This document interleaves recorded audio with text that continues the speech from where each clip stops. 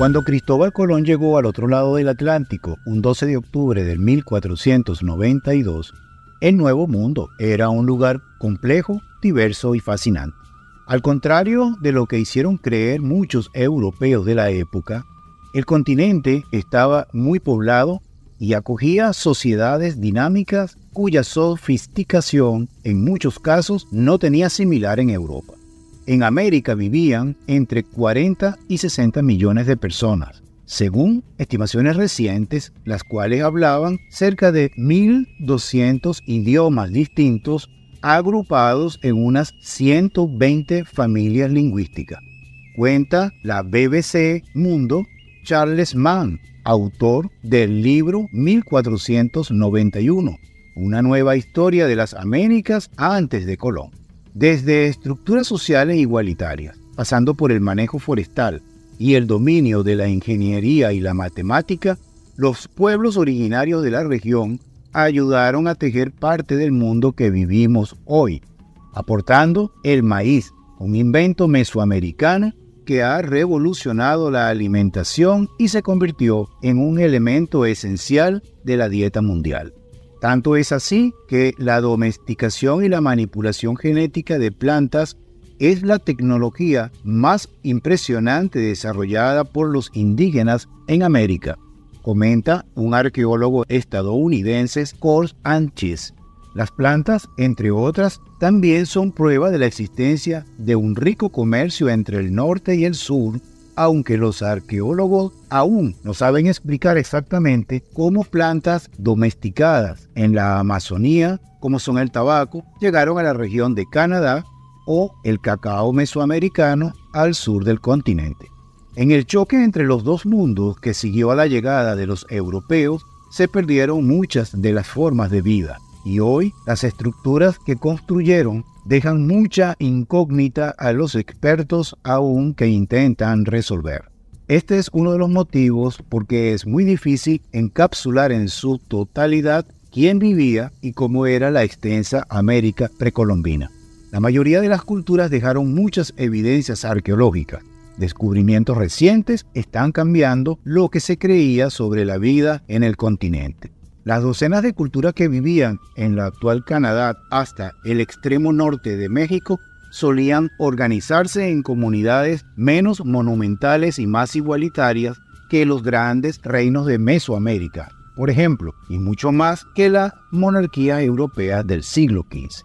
Se estima que aquí cerca de 5 millones de personas estaban presentes cuando llegaron los europeos. Vivían en grupos relativamente pequeños que se juntaban para ayudarse mutuamente, pero ponían limitaciones muy claras al poder de las autoridades.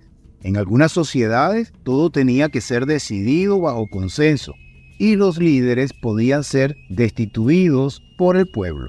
Ideas que impresionaron hasta teóricos del iluminismo francés en el siglo XVIII. Sus aldeas eran extensas y estaban cerca una de la otra porque no había una capital determinada. De esta manera, todos estaban más cerca del suministro de comida. En Norteamérica no había animales de carga como el caballo, así que transportar alimentos hacia una gran ciudad era muy difícil y complejo. Los Haudenosaunee formaban una confederación que se regía por un gobierno con leyes aprobadas por un consejo que hombres y mujeres podían y tenían poder de decisión, incluso sobre la guerra. En la práctica era un gobierno de consenso, creen los expertos, similar a una democracia sin partidos. Esto impresionó a los europeos que cuando llegaron a América aún vivían bajo monarquías absolutistas y sociedades muy desiguales. De hecho, esta es la única nación indígena que oficialmente tiene reconocimiento como un pueblo que influenció la constitución y la forma de gobierno estadounidense. Los europeos encontraron pueblos que no tenían miedo a su gobierno, que eran autónomos y que se reían de la idea que la nobleza era hereditaria. Estas fueron las lecciones importantes que aprendieron de ellos, dice el historiador. Las culturas mississippianas eran un grupo de ciudades con una religión y una ideología común. y se extendieron desde el medio oeste al este y al sudeste de lo que sería actualmente Estados Unidos, llegando hasta las fronteras con Canadá. Siguiendo con el tema de la llegada de los europeos a América, comentemos un poco de Mesoamérica. En Mesoamérica se establecieron ciudades monumentales y organizadas en grandes imperios o en pequeños estados independientes. Los mesoamericanos se parecían más a lo que los europeos identificaban como civilizaciones. Se puede calcular para la época cerca de 24 millones de personas que lo constituían. Los pueblos indígenas consiguieron, por ejemplo, desviar el curso natural de los ríos, construir lagos impermeables y plantar dentro de balsas flotantes. Usaban el caucho para jugar a la pelota y conocían la rueda, aunque no la usaban porque era inútil en sus terrenos irregulares y sin animales de carga. Aunque los mayas fueron los únicos en el continente en descubrir la escritura de forma independiente, otras culturas mesoamericanas también dominaron la astronomía y las matemáticas, también la poesía oral. Imperio Mexica. A final del siglo XV, el Imperio Mexica, que mucho más tarde muchos historiadores llamarían el Imperio Azteca, estaba en su punto álgido. Las ciudades-estados de Tenochtitlán, Texcoco y Tacuba habían formado una alianza que tomó el poder de los tepenecas y conquistó la mayor parte del centro y del sur de lo que hoy es México.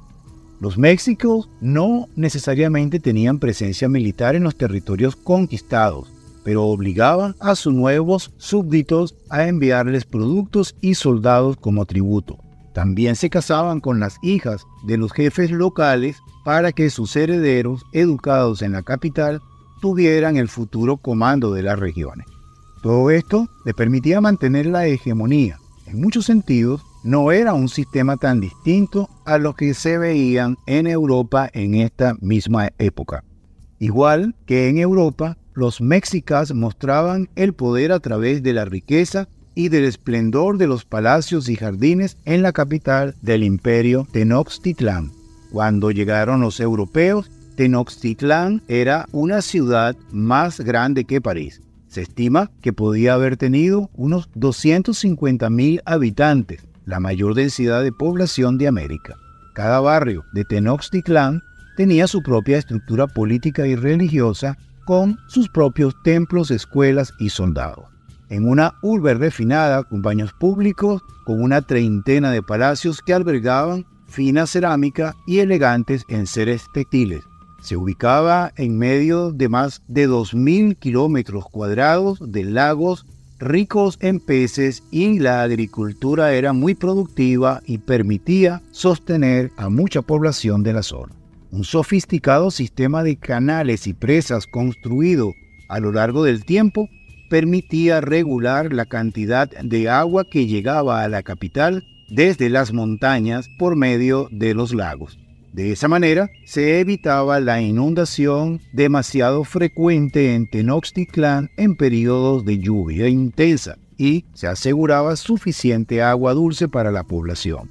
Los mexicas vivían en un ambiente muy frágil que tenía que ser muy bien manejado, y ellos lo hacían perfectamente. Entendían que con tanta gente en un solo sitio, el riesgo de contaminación de los lagos era alto. Sabemos que había profesionales que recolectaban excremento y lo llevaban a tierra firme para usarlo como abono orgánico en las plantaciones.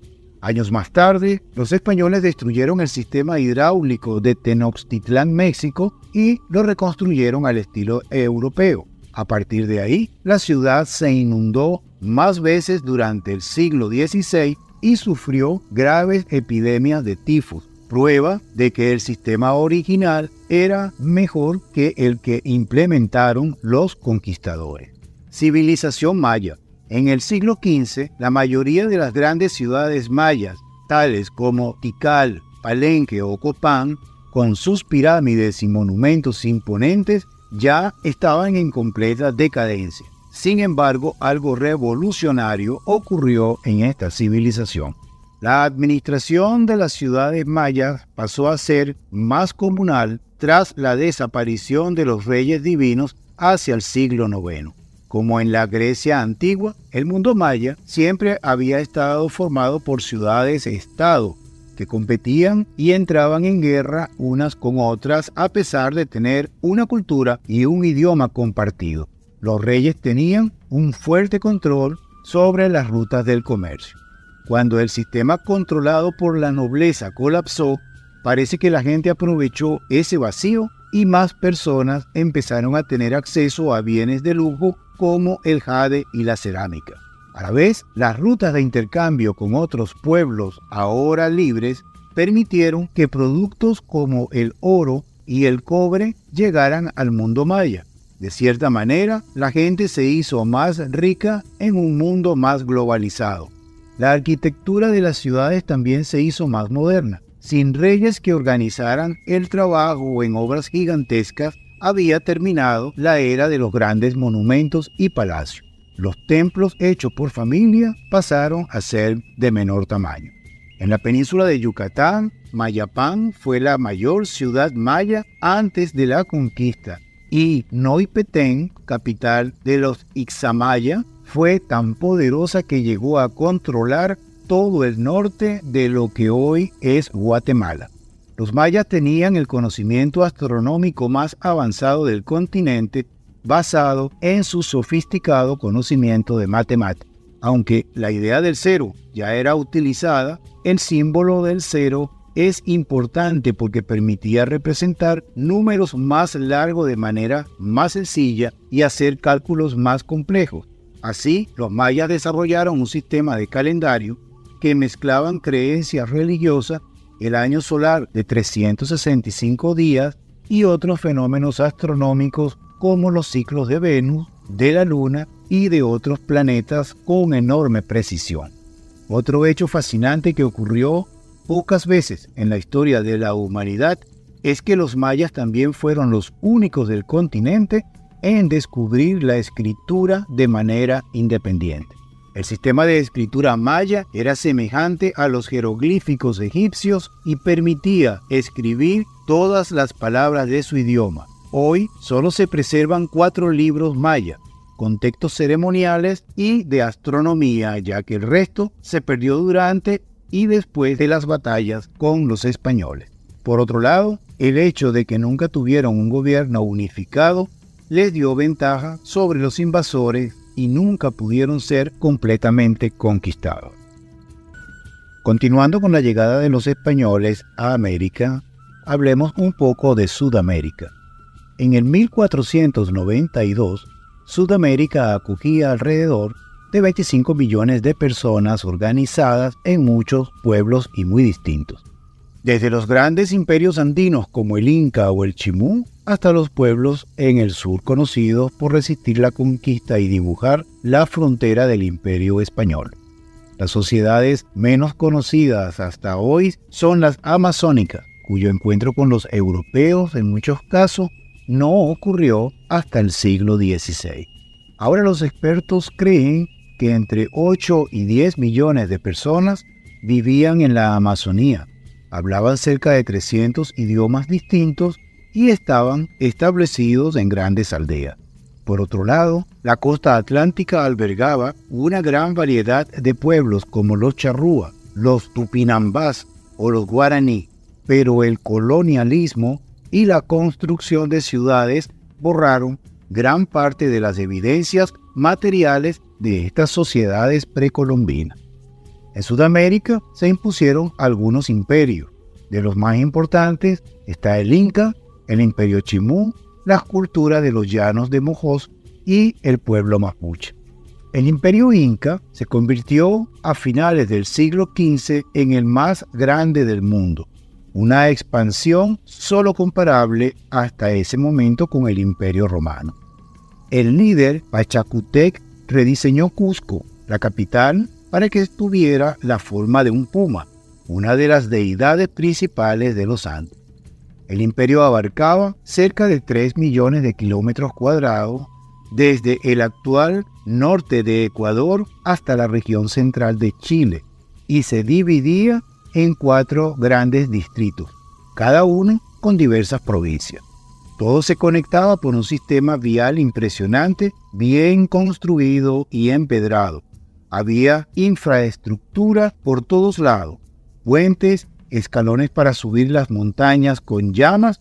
Muchas de esas carreteras se siguen utilizando. El oro y la plata que cubrían las paredes del templo en Cusco tenían una importancia más ritual que comercial. El oro representaba el sol y la plata la luna. Por eso solo lo podían usar las élites consideradas divinas. Pero para llegar a dominar una zona tan grande del continente, los incas tuvieron que someter a todos los pueblos de la región y estimularles a trabajar en obras públicas. La mano de obra de los pueblos conquistados también sirvió para expandir la frontera agrícola del imperio. Gracias a la técnica de las terrazas construidas en las laderas del desafiante terreno andino, lograron el cultivo del maíz y papa, entre otros.